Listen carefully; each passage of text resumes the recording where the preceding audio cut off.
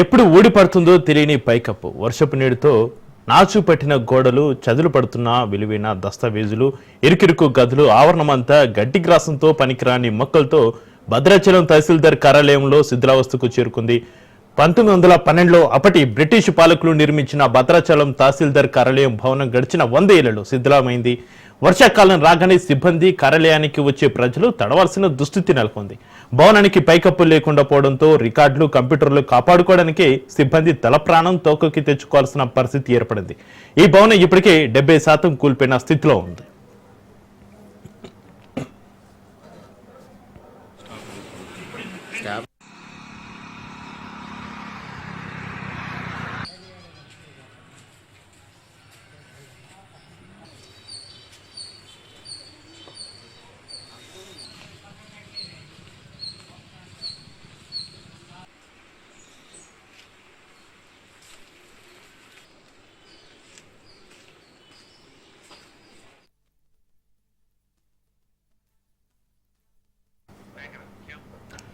Right, break ని చూస్తున్నాం, visuals చూస్తున్నాం.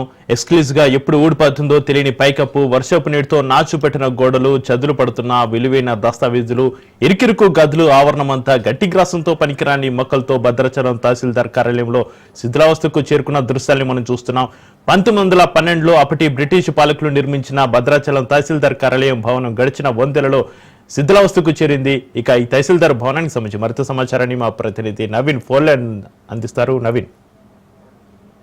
రైట్ చక్రి, విభజనకు ముందు ఏదైతే తెలంగాణ రాష్ట్రం విభజనకు ముందు 8 రెవెన్యూ గ్రామాలకు కేంద్ర బిందువుగా ఉన్నటువంటి భద్రాచలం తహసీల్దార్ కార్యాలయం ఇప్పుడైతే వెలువెలపోతున్న పరిస్థితి కూడా ఉంది. ముఖ్యంగా మనం చూసుకుంటే ఏదైతే బ్రిటిష్ కాలంలో అప్పటికి నిర్మించినటువంటి ఒక కార్యాలయం 100 సంవత్సరాలు అయితే పూర్తి చేసుకున్నట్లుగా కూడా చూడవచ్చు. అయితే ఇప్పుడు ఆ యొక్క కార్యాలయం పరిస్థితి అత్యంత అధ్వానంగా ఉన్నట్టుగా కూడా చూడవచ్చు. ఎందుకంటే ఎప్పుడు ఏ పెచ్చులు ఊడిపడతాయని అక్కడ వచ్చినటువంటి ప్రజలు కావచ్చు, అధికారులు కావచ్చు, అంటే భయంలో ఉంటున్నట్లుగా కూడా చూడవచ్చు. వర్షాకాలం ప్రారంభమైందంటే మాత్రం ఇటు ప్రజలు కానీ అక్కడ ఉన్నటువంటి దస్తావేజులు ఇవన్నీ కూడా తడిచిపోయే పరిస్థితి ఉంది. అంటే చాలా పెద్ద భయం ఉండేది. దాని తర్వాత ఉన్నటువంటి కొంచెం శిథిలావస్థకు చేరడంతో ఇప్పుడు కేవలం 2 గదుల్లోనే ఈ యొక్క కార్యక్రమాలన్నీ కూడా వాళ్ళు చేసుకోవాల్సి వస్తుంది. దీంట్లో ఒక రూమ్ వచ్చేసి ఇటు ఏదైతే తహసీల్దార్ కు సంబంధించి ఒక రూమ్ ఉండగా మరొక రూమ్ లోనే అక్కడ ఉన్నటువంటి సిబ్బంది అందరూ కూడా వారి యొక్క విధులను నిర్వహిస్తూ ఉంటారు. అయితే ఈ యొక్క ఒక రూమ్ లో కూడా ఈ యొక్క వర్షం వచ్చిందంటే మాత్రం ఆ వర్షంతో అక్కడ ఉన్నటువంటి దస్తావేజులు అన్ని కూడా తడిచిపోయే పరిస్థితి ఉంది. వాటిని కాపాడేందుకు వీరందరూ కూడా నానా తంటాలు పడుతున్నారంటూ వీరందరూ ఆవేదన వ్యక్తం చేస్తున్నట్లుగా కూడా మనం చూడవచ్చు.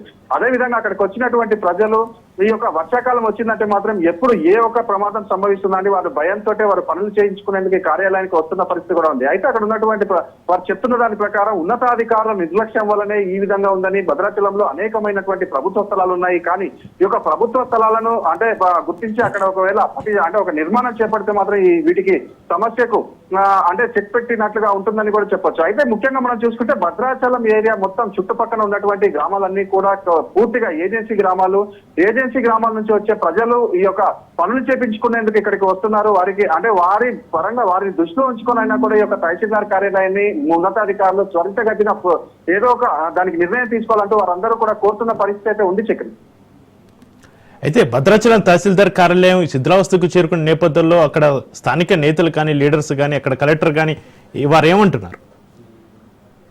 అంటే ఇప్పుడు ప్రస్తుతానికి అక్కడ ఉన్నటువంటి అధికారులు కావచ్చు, అక్కడ ఉన్నటువంటి అధికారులు ఉన్నతాధికారులకు అనేక సార్లు కూడా ఈ యొక్క భవనం శిథిలావస్థకు చేరింది, ఎప్పుడు ఏం జరుగుతుందో కాబట్టి దీనిపై త్వరితగతిన చర్యలు తీసుకోవాలంటూ ఉన్నతాధికారులను వీరు కోరిన పరిస్థితి కూడా ఉంది. అయితే అక్కడ వచ్చినటువంటి ఇప్పుడు రాజకీయ నాయకులు కావచ్చు, లేకపోతే ఉన్నతాధికారులు దీనికి సంబంధించి మేము అంటే ఏదో ఒక చర్యలు తీసుకుంటామనో అప్పటికప్పుడు ఏదో కంటి తుడుపు చర్యలుగా అక్కడ ఒక వాగ్దానం చేసి వెళ్లిపోతున్న పరిస్థితి ఉంది. కానీ దాన్ని పట్టించుకుంటున్న పరిస్థితి అయితే లేదు. కానీ ఏదైతే ఈ యొక్క పెచ్చులు ఊడడం కావచ్చు, వర్షాభావం కావచ్చు, దీనికి మాత్రం అక్కడికి వచ్చేటటువంటి ప్రజలు, అక్కడ ఉన్నటువంటి సిబ్బంది ఇబ్బందులు ఎదుర్కొంటున్నారు. అనేక మందికి చెప్పినా ఎవరో పట్టించుకోవట్లేదని వారి ఆవేదన అయితే వ్యక్తం చేస్తున్న పరిస్థితి కూడా ఉంది. Right, thank you Naveen. శ్రావణ శుక్రవారం సందర్భంగా కరీంనగర్ జిల్లాలో ఉన్న అమ్మవారి ఆలయాలు భక్తులతో కిటకిటలాడుతున్నాయి. పౌర్ణమి ముందర వచ్చిన శుక్రవారం కావడంతో ఉదయం ప్రత్యేక పూజలు, సాయంత్రం మహాలక్ష్మి పూజలు, కుంకుమార్చనలు ఘనంగా నిర్వహించనున్నారు. శ్రావణ మాసం ప్రత్యేకత గురించి అర్చకులతో మా ప్రతినిధి రవీందర్ మరింత సమాచారాన్ని అందిస్తారు.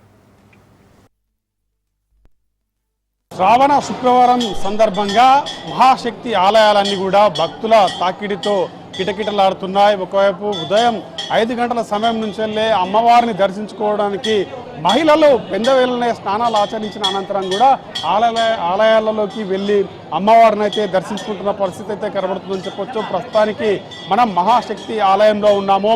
ఉదయం నుంచెల్లే ఇక్కడ అమ్మవారికి పూజలు చేస్తూ వచ్చిన భక్తులకు కూడా అమ్మవారి దర్శనం జరిగే విధంగా కూడా ఇక్కడ ఏర్పాట్లు చేయడం జరిగింది. ఈ రోజు ప్రత్యేకంగా పర్వదినము, ఒకవైపు శ్రావణ మాసం కావడంతో ఈ శ్రావణ మాసం రోజు కూడా అమ్మవారిని దర్శించుకొని వాళ్ళు పూజలు పుణ్యక్షేత్రాలు తిరిగినట్టయితే, అదేవిధంగా వాయనాలు ఇచ్చుకున్నట్టయితే వాళ్ళకి ఎంతో పుణ్యం కలుగుతుందనే రీతిలో కూడా ఇక్కడ మహాశక్తి ఆలయానికి అశేష భక్తజనం వచ్చి కూడా దర్శించుకుంటున్న పరిస్థితి కనబడుతుంది. మనతో పాటు ఆలయ ప్రధాన అర్చకులు ఉన్నారు, వారిని అడిగి తెలుసుకునే ప్రయత్నం చేద్దాం. చెప్పండి, ఈరోజు శ్రావణ శుక్రవారం కావడంతో శ్రావణ మాసంలో భక్తులు వస్తున్నారు, మరి అమ్మవారికి ఎటువంటి పూజలు చేస్తున్నారు, భక్తులకు కూడా అమ్మవారి దర్శనం ఏ విధంగా జరుగుతుంది? ఓం శ్రీమాత్రే నమః. సర్వమంగళ మాంగళ్యే శివే సర్వార్థ సాధికే శరణ్యే త్రయంబకే దేవి నారాయణీ నమోస్తుతే. అమ్మవారికి ఇష్టమైన మాసం శ్రావణ మాసం. అమ్మవారు భృగుతనయి అంటే అమ్మవారు ఆ భృగుకు కూతురు కాబట్టి శుక్రవారం అమ్మవారికి చాలా ప్రీతికరమైనటువంటి రోజు. అలాగే అమ్మ చంద్ర సహోదరి, చంద్రుని యొక్క సోదరి అమ్మవారు లక్ష్మీదేవి కాబట్టి అమ్మవారికి పౌర్ణిమ ముందు వచ్చే శ్రావణ శుక్రవారం చాలా విశేషంతో కూడుకున్నటువంటి రోజు. అందుకే ఈరోజు భక్తులందరూ కూడా అమ్మవారి వరాలను పొందడానికి వరలక్ష్మి వ్రతాన్ని ఆచరించడం జరుగుతుంది. అలాంటి ఈ రోజున మన మహాశక్తి దేవాలయంలో అంగరంగ వైభవంగా అమ్మవారి పూజా కార్యక్రమాలు జరపడం జరిగింది. విశేషమైన అభిషేకము, అలంకరణ మరియు కుంకుమ పూజలు, సాయంత్రం వరలక్ష్మి వ్రత పూజా కార్యక్రమాలు జరుగుతాయి. అమ్మవారిని తమ ఆడిబిడ్డగా భావించి ఆ మహిళలందరూ కూడా అమ్మవారికి ఓడిబియ్యాలను సమర్పించి ఆ ఓడిబియ్యాల ప్రసాదాలు తీసుకెళ్ళి అమ్మవారి ఆశీర్వచనాన్ని పొందుతున్నారు. ఇక్కడ కరీంనగర్ పట్టణం నుండే కాక చుట్టుపక్కల గ్రామాల నుండి మహాశక్తి దేవాలయంలో 3 అమ్మవార్లను దర్శించుకొని ఆ 3 అమ్మవార్ల కృపకు, అనుగ్రహ కృపకు పాత్రులవుతున్నారు. అలాంటి విశేషమైన ఈ రోజున అమ్మవారి పూజా కార్యక్రమాలను అందుకొని భక్తులందరూ అమ్మవారి అనుగ్రహ కృపకు పాత్రులవుతున్నారు. ఈ పరిస్థితి ఉదయం వేళ నుంచి కూడా అమ్మవార్లను దర్శించుకోవడానికి భక్తులు అశేష సందోహంతో కూడా వస్తున్న పరిస్థితి కనబడుతుంది. ఈ రోజు శ్రావణ మాసము, శ్రావణ శుక్రవారం రోజు ఈ రోజు అమ్మవారికి వాయనాలు ఇచ్చినట్టయితే కంపల్సరీ వాళ్లకు సుఖ సంతోషాలు కలుగుతాయనే రీతిలో కూడా వాళ్ళు ఉదయం వేళ నుంచి వస్తున్నారు. 3 అమ్మవార్లు ప్రత్యేకంగా ఇక్కడ మహాశక్తి ఆలయంలో 3 అమ్మవార్లు కొలువుదీరి ఉంటారు కాబట్టి అమ్మవార్లను దర్శించుకొని వచ్చిన వారు మహిళలు అంటే వాళ్ళకు ఒకరికొకరు వాయనం ఇచ్చుకుంటూ, అదేవిధంగా అమ్మవారికి వాయనాలు కూడా ఇచ్చుకుంటూ ఈరోజు శ్రావణ మాసం కావడంతో శ్రావణ మాసంలో లక్ష్మీ పూజలు కూడా ఘనంగా నిర్వహించుకుంటున్నారని కూడా పంతులు చెప్తున్నారు. అదేవిధంగా ఈ శ్రావణ మాస సందడి అనేది మహాశక్తి ఆలయంలో చాలా వరకు భక్తులు వచ్చి అమ్మవార్లను దర్శించుకుంటున్న పరిస్థితులు అయితే కనబడుతున్నాయని చెప్పవచ్చు. కెమెరా పర్సన్ సంజీవ్తో కలిసి రవీందర్, రాజ్ న్యూస్, మహాశక్తి ఆలయం నుంచి.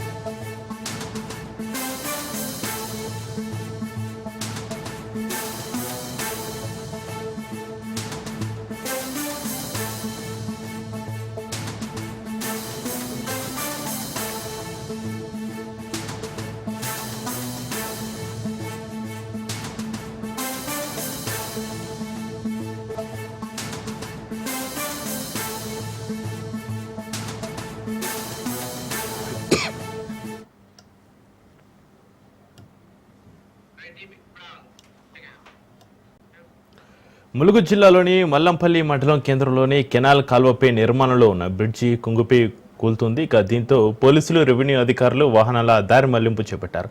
ములుగు నుంచి వరంగల్ వైపు వెళ్లే వాహనాలు వయా అబ్బాపూర్, రేగొండ, పరకాల, గోడెపాడు వైపు మళ్లించారు. హన్మకొండ నుంచి ములుగు వచ్చే వాహనాలు రేగొండ, అబ్బాపూర్, ములుగు నుంచి వెళ్లాలని పోలీసులు సూచించారు. ఇక బ్రిడ్జికి ఇరువైపులా కూడా బారికేడ్లు ఏర్పాటు చేశారు.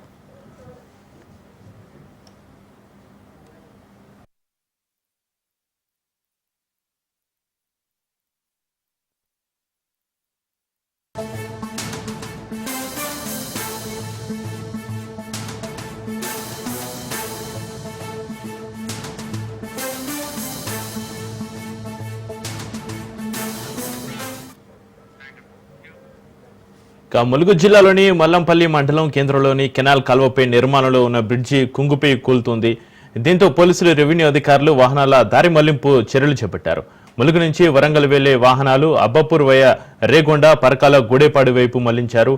హన్మకొండ నుంచి ములుగు వచ్చే వాహనాలు గూడేపాడు వయా రేగొండ, అబ్బాపూర్, ములుగు నుంచి వెళ్లాలని పోలీసులు సూచించారు. ఇక బ్రిడ్జికి ఇరువైపులా బారికేడ్లు ఏర్పాటు చేశారు.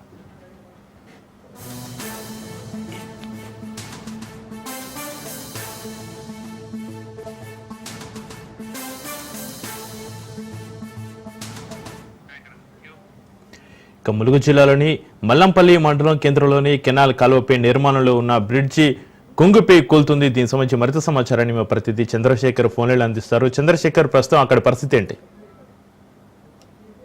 జాతీయ రహదారి 163 మల్లంపల్లి దగ్గర ఎస్ఆర్ఎస్సి కెనాల్ పై నిర్మించిన బ్రిడ్జ్ అది గత కొన్ని సంవత్సరాలుగా అది కుంగిపోతుంది. అయినా అధికారులు కొంత నిర్లక్ష్యం వహించారని చెప్పుకోవచ్చు. ఎట్టకేలకి నూతన బ్రిడ్జ్ కూడా మంజూరు చేయడం జరిగింది. అక్కడ నూతన బ్రిడ్జ్ పనులు కూడా జరుగుతున్నాయి. ఈ నేపథ్యంలో బ్రిడ్జ్ రోజు రోజుకి కుంగిపోతున్న నేపథ్యంలో బ్రిడ్జ్ కింద కూడా కొంత కుంగిపోకుండా ఉండడానికి మట్టిని కూడా కాంట్రాక్టర్లు పెట్టినప్పటికీ ఒక్కసారిగా నిన్న సాయంత్రం బ్రిడ్జ్ వన్ సైడ్ పార్ట్ మొత్తం కూడా కుంగిపోయి కింద పడిపోవడం జరిగింది. సేఫ్టీ వాళ్ళతో సహా కొంత భాగం కుంగిపోవడంతో ఒక్కసారిగా తేరుకున్న బ్రిడ్జ్ కాంట్రాక్టర్లు, ఇటు నేషనల్ హైవే అధికారులు, ఇటు పోలీసులు కూడా మొత్తం ఆ బ్రిడ్జ్ మీద రాకపోకలు అయితే స్తంభింపజేశారు. ముఖ్యంగా హన్మకొండ నుంచి ములుగు వైపు వస్తున్న వాహనాలను ఇటు మన రేగొండ, పరకాల మీదుగా పంపిస్తున్నారు. ఇటు ములుగు నుంచి హన్మకొండ వస్తున్న వాహనాలను కూడా ఇటు మన అబ్బాపురం నుంచి పరకాల, రేగొండ మీదుగా గుడెప్పాడుగా పంపిస్తున్నారు. పెను ప్రమాదం అయితే తప్పిందని చెప్పుకోవచ్చు. ఒక పక్క భారీ ఇసుక లారీలు, వందలాది ఇసుక లారీలు ఆ బ్రిడ్జ్ పై వెళ్తున్నాయి. ఒక పక్క వాహనాలు వెళ్తున్న క్రమంలోనే ఒక సైడ్ ఒక పార్ట్ కుంగిపోవడంతో పైన ఎలాంటి వెహికల్స్ లేకపోవడం పెద్ద ప్రమాదం అయితే తప్పింది. చక్రి అయితే కాలువపై నిర్మాణంలో ఉన్న బ్రిడ్జి కుంగిపోవడంతో వాహనదారులకు ఎలాంటి ఇబ్బందులు తలెత్తకుండా ఎలాంటి చర్యలు తీసుకుంటున్నారు? దారి మళ్లింపు చర్యలు ఏ విధంగా ఉన్నాయి? అధికారులు ఏం చెప్తున్నారు? చంద్రశేఖర్, అయితే చక్రి అది ఒక్కసారిగా బ్రిడ్జ్ కుంగిపోవడం జరిగింది. గత కొద్ది రోజులుగా బ్రిడ్జ్ పరిస్థితి చూస్తే అది కూలిపోయే అవకాశం ఉన్న నేపథ్యంలో కాంట్రాక్టర్లు ఎవరైతే కొత్తగా బ్రిడ్జ్ నిర్మిస్తున్నారో ఆ కాంట్రాక్టర్ల ద్వారా ఆ బ్రిడ్జ్ కింద మొత్తం కూడా మట్టిని పెంచి కొన్ని వాటికి సపోర్ట్ గా కూడా కొన్ని ఐరన్ బార్స్ కూడా పెట్టడం జరిగింది. అంతేకాదు వన్ వే చేశారు. అంటే ఒక సైడ్ వస్తున్న వాహనాలు వస్తున్నప్పుడు ఇంకో సైడ్ వాహనాలని ఆపివేస్తూ పంపిస్తున్నారు. అయినప్పటికీ నిన్న సడన్ గా కూలిపోవడం జరిగింది. ఏదైతే వీక్ ఉన్నదో ఆ వీక్ పార్ట్ మొత్తం కూడా ఆ సేఫ్టీ వాళ్ళతో సహా ఒక పార్ట్ మొత్తం కూలిపోవడంతో అధికారులు చేరుకున్నారు. మొత్తం బ్రిడ్జ్ మొత్తం కూడా బ్లాక్ చేశారు. ఇటు అటు బారికేడ్లను ఏర్పాటు చేశారు. ఏర్పాటు చేసి పోలీస్ బందోబస్తు కూడా అక్కడ చేశారు. ముందస్తుగానే హన్మకొండ నుంచి వస్తున్న వాహనాలను ఇటు పరకాల, రేగొండ మీద పంపిస్తున్నారు. ఇటు పోలీసులు అలాగే ఇటు అబ్బాపురం దగ్గర నుంచి కూడా ఇటు పరకాల, రేగొండ మీద నుంచి ములుగు నుంచి హన్మకొండ వచ్చి పంపిస్తున్నారు. కొంత ఇబ్బంది అవుతుంది, ట్రాఫిక్ ఇబ్బంది భారీగా అవుతుంది. ఎందుకంటే అది పల్లెటూరు గ్రామాల నుంచి రావాలి. ఇది భారీ వాహనాలు ఏదైతే 163 జాతీయ రహదారి మీద ఛత్తీస్గఢ్ నుంచి వచ్చే భారీ వాహనాలు ఉంటాయి. వాటికైతే చాలా ఇబ్బందులు అయితే ఎదురవుతున్నాయి చక్రి. దీంతో వాహనదారులు చాలా ఇబ్బంది పడుతున్నారు. అధికారులు ఆ నిర్లక్ష్యం గత కొన్ని సంవత్సరాలుగా అది కుంగిపోయే విధంగా ఉన్నప్పటికీ కూడా అధికారులు చాలా డిలే చేయడం జరిగింది.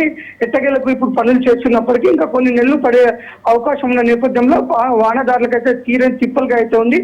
ఆ భారీ వాహనదారులు అయితే చాలా ఇబ్బంది పడే అవకాశం ఉంది చక్రి. అయితే నిర్మాణంలో ఉన్న బ్రిడ్జి కుంగిపోయి కూలుతున్న పరిస్థితులలో ఈ బ్రిడ్జి నిర్మాణాన్ని మళ్ళీ ఎప్పట్లోగా పునరుద్ధరించే అవకాశం ఉంది? అధికారులు ఎవరైనా స్పందించారా? వారేం చెప్తున్నారు? చక్రి ఇప్పుడు మనకు కూలిపోయింది ఏదైతే ఉందో అది నిర్మాణంలో కాదు, పక్కన నూతన బ్రిడ్జ్ నిర్మాణం జరుగుతుంది. ఆ దీని పక్కనే నూతన బ్రిడ్జ్ నిర్మిస్తున్నారు. ఇది పాత బ్రిడ్జ్ ఇది దీని మొత్తం కూడా కుంగిపోతున్న నేపథ్యంలోనే చివరి అవకాశం వరకు వేచి చూచి ఇప్పుడు బ్రిడ్జి పనులు అయితే స్టార్ట్ చేశారు. అది కొంత అధికారుల నిర్లక్ష్యం అని చెప్పుకోవచ్చు. గత కొన్ని సంవత్సరాలుగా అది ఉయ్యాలలాగా కుంగిపోతున్నప్పటికీ అధికారులు దానిపైన శ్రద్ధ పెట్టకుండా చివరికైతే ఈ నిర్ణయం తీసుకోవటము. ఒక పక్క నిర్మాణం చేస్తున్న కాంట్రాక్టర్ కూడా పక్కనే భారీగా పిల్లర్స్ తవ్వడంతో దాని ప్రొక్లైన్స్ తో మట్టిని కూడా భారీగా తవ్వుతున్న నేపథ్యంలోనే కొంత వైబ్రేషన్ కి గురై తొందరగా ఇది కుంగిపోయిందని అయితే మనకు అక్కడ తెలుస్తున్న పరిస్థితి. కొంత అధికారుల నిర్లక్ష్యం అయితే కొట్టొచ్చినట్టు కనబడుతుంది. ఒక పక్క ఇంత పెద్ద కెనాల్ పైన ఉన్న బ్రిడ్జ్ కుంగిపోతున్నా పట్టించుకోలేదు. ఒక పక్క ఇంకో పక్క బ్రిడ్జ్ నిర్మిస్తున్న సంస్థ కూడా పక్కనే నిర్మాణ సంస్థ పక్కనే మట్టిని తవ్వుతున్నప్పుడు కూడా కొంత అధికారులు అయితే నిర్లక్ష్యం వహించారు. దీంతో అయితే పెను ప్రమాదం అయితే తప్పింది అనుకోవచ్చు. భారీ ప్రమాదం జరిగే అవకాశం ఉన్నప్పటికీ అక్కడ ఆ టైంలో ఎలాంటి వాహనాలు లేకపోవడంతో ప్యాసింజర్ బస్సులు కానీ ఇలాంటి ఏవి లేకపోవడంతో పెను ప్రమాదం అయితే తప్పింది. కొంత అధికారుల నిర్లక్ష్యం అయితే కొట్టొచ్చినట్టు కనబడుతుంది. కొంత సేఫ్టీగా ముందస్తు జాగ్రత్తలు కూడా తీసుకోలేదు. బ్రిడ్జ్ కూలిపోయే ప్రమాదం ఉన్న నేపథ్యంలో తీసుకోవాల్సిన జాగ్రత్తలు కూడా తీసుకోలేదు. అధికారుల నిర్లక్ష్యం అయితే కొట్టొచ్చినట్టు కనబడుతుంది. Chakri right, thank you Chandrasekhar.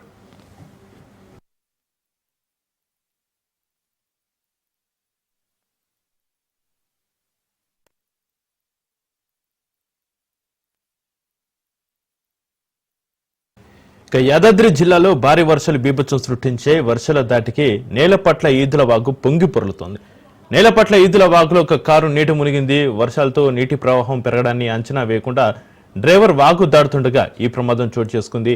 కొంత దూరం కొట్టుకుపోయిన కారు పక్కకు ఆగిపోయింది. అందులోని 7 ప్రయాణికులు సురక్షితంగా బయటికి రావడంతో అంతా ఊపిరి పీల్చుకున్నారు. వారు నార్కెట్పల్లిలో పెళ్లికి వెళ్లి వస్తుండగా ఈ ఘటన చోటు చేసుకుంది.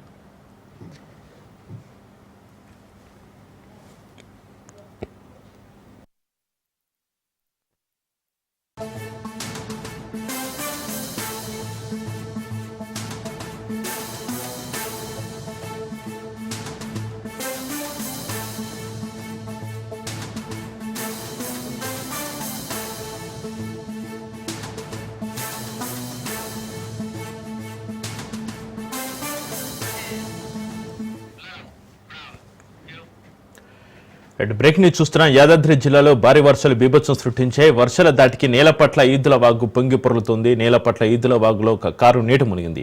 వర్షాలతో నీటి ప్రవాహం పెరగడాన్ని అంచనా వేయకుండా డ్రైవర్ వాగు దాటుతూ ఉండగా ఈ ప్రమాదం చోటు చేసుకుంది. కొంత దూరం కొట్టుకుపోయిన కారు పక్కకు ఆగిపోయింది. అందులోని 7 ప్రయాణికులు సురక్షితంగా బయటకు రావడంతో అంత ఊపిరి పీల్చుకున్నారు. వారు నార్కెట్పల్లిలో పెళ్లికి వెళ్తుండగా ఈ ఘటన చోటు చేసుకున్నట్టుగా తెలుస్తుంది. ఇక ఈ ఘటన సంబంధించి మరింత సమాచారాన్ని మా ప్రతినిధి పుల్లారావు ఫోన్లో అందిస్తారు. పుల్లారావు,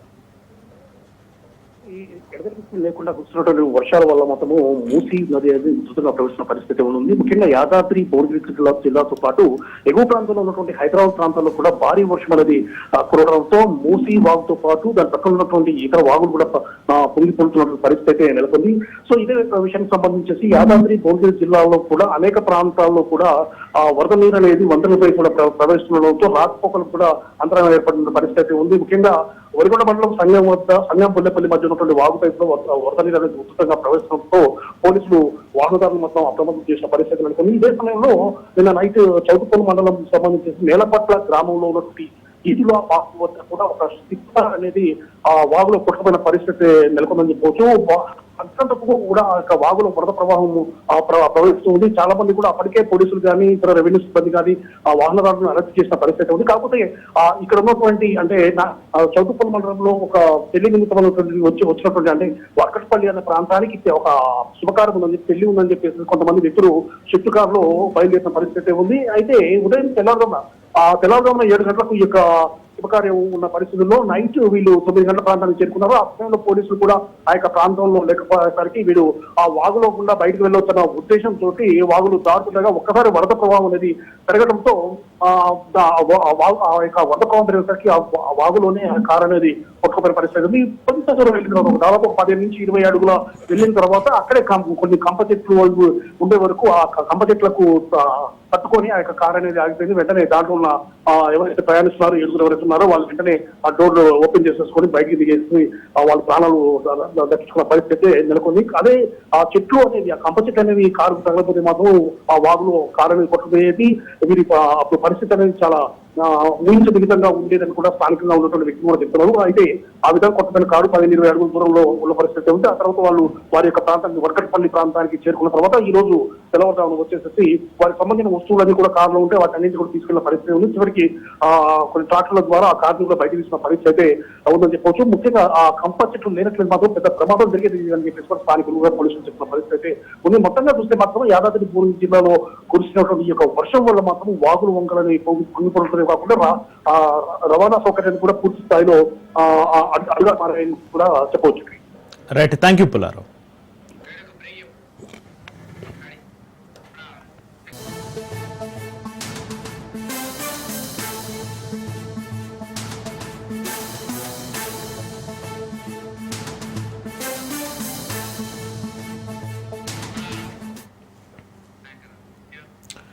నిర్మల్ జిల్లాలో భారీ వర్షాలు దంచుకొట్టాయి. వాగులు వంకలు పొంగి పొర్లుతున్నాయి. భారీ వర్షానికి పంటలు నేలకొరిగాయి. కొల్లూరు గ్రామంలో వర్షాలతో సోయ పంట ధ్వంసమైంది. అతి భారీ వర్షాలతో రైతన్నలు తీవ్రంగా నష్టపోతున్నారు. జిల్లాలోని గడ్డన వాగుకు వరద పట్టింది.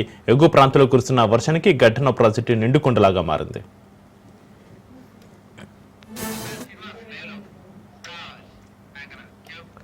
ఇక నిర్మల్ జిల్లాలో భారీ వర్షాలకు సంబంధించి మరింత సమాచారాన్ని మా ప్రతినిధి శ్రీనివాస్ లైవ్ లో అందిస్తారు. శ్రీనివాస్,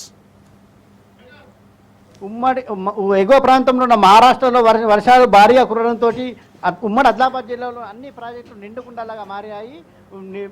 నిర్మల్ జిల్లాలోని గడ్డైన వాగు పొంగి పొరులుతున్నది. అయితే నిన్నటి వర్షాలతో సోయా పంట దాదాపు 1000 ఎకరాల వరకు నష్టం జరిగినట్లు రైతులైతే ఆవేదన వ్యక్తం చేస్తున్నారు. ఆదిలాబాద్ జిల్లాలో ఉన్న స్వర్ణ ప్రాజెక్టు మరియు కడెం ప్రాజెక్టు, అంతేకాకుండా గడ్డైన వాటి ప్రాజెక్టు నిండుకుండలా మారినాయి. అయితే కడెం ప్రాజెక్టు 700 అడుగుగా 694 ఉన్నాయి. స్వర్ణ ప్రాజెక్టు 1183 కానీ 1182 అడుగులు వచ్చినాయి గడ్డైన ప్రాజెక్టు. అంతేకాకుండా మీ దగ్గరికి వస్తాను. సిటీ విచారణకి హాజరే ముందు కేంద్ర మంత్రి బండి సంజయ్ మీడియాతో మాట్లాడుతున్నారు. ఇప్పుడు లైవ్ చూద్దాం. నా దగ్గర ఉన్నటువంటి సమాచారం, నా దగ్గర ఉన్నటువంటి రికార్డ్స్, కాన్ఫిడెన్షియల్ రిపోర్ట్ అంతా కూడా సిటీకి ఇవ్వబోతున్నాను. ఒక కేంద్ర మంత్రి కాకుండా ఒక బాధ్యతాయుతమైనటువంటి ఒక పౌరునిగా నా దగ్గర పూర్తి సమాచారాన్ని సిటీకి అందజేసే ప్రయత్నం చేస్తున్నా. ఎందుకంటే తెలంగాణ రాష్ట్రంలో అందరికంటే ఎక్కువ అత్యధికంగా నా ఫోన్ కాల్సే ట్యాప్ చేయబడ్డాయి. అసలు మొట్టమొదటి ఫోన్ ట్యాపింగ్ విషయంలో ఫోన్ ట్యాపింగ్ బయటపడింది కూడా నేనే. అందరి నా ఫోన్లు, మా కుటుంబ సభ్యుల ఫోన్లు, మా సిబ్బంది ఫోన్లు, మా ఇంట్లో పనిచేసే వర్కర్ల ఫోన్లు, మా పార్టీ నాయకుల ఫోన్లు, మా పార్టీ కార్యకర్తల ఫోన్లు కూడా ఇలా కేసీఆర్ గారి ప్రభుత్వం ఇలా అన్ని కూడా ఫోన్ ట్యాప్ చేయబడ్డాయి. కాబట్టి ఈ విషయంలో ఇప్పటి కూడా ఈ కాంగ్రెస్ పార్టీ ప్రభుత్వం మీద నమ్మకం లేదు, సిట్ మీద నమ్మకం లేదు. సిట్ అధికారులు పోలీసుల మీద తప్పుపడతలేము, అధికారులు మంచోళ్లే, కానీ వాళ్లను స్వేచ్ఛగా అధిక విచారణ చేసేటువంటి అవకాశం కాంగ్రెస్ పార్టీ ప్రభుత్వం, రేవంత్ రెడ్డి ప్రభుత్వం ఇస్తలేదు. ఇదంతా కూడా టైం పాస్ కోసమే.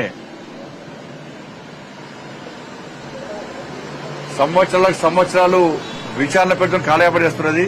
కేసీఆర్ కుటుంబంలో ఒక్కరిని ఇంతవరకు అరెస్ట్ చేయాలి. కమిషన్లు వేసినారు, టైంపాస్ చేస్తున్నారు. కమిషన్ రిపోర్ట్లు వచ్చినా చర్యలు తీసుకునే పరిస్థితి లేదు. కాబట్టి బీఆర్ఎస్ కాంగ్రెస్ ఇద్దరి మధ్య దోస్తానా, వాళ్ళిద్దరు కలిసి ఈ డ్రామాలు ఆడుతున్నారు. కాబట్టి దీని మీద నమ్మకం లేదు. అందుకే సిబిఐ విచారణ జరపాలని చెప్పి మేము డిమాండ్ చేస్తున్నాం. మిగతా అన్ని విషయాలు కూడా ఆ విచారణ అనంతరం మీకు వచ్చే అన్ని విషయాలు బయట చెప్తారు.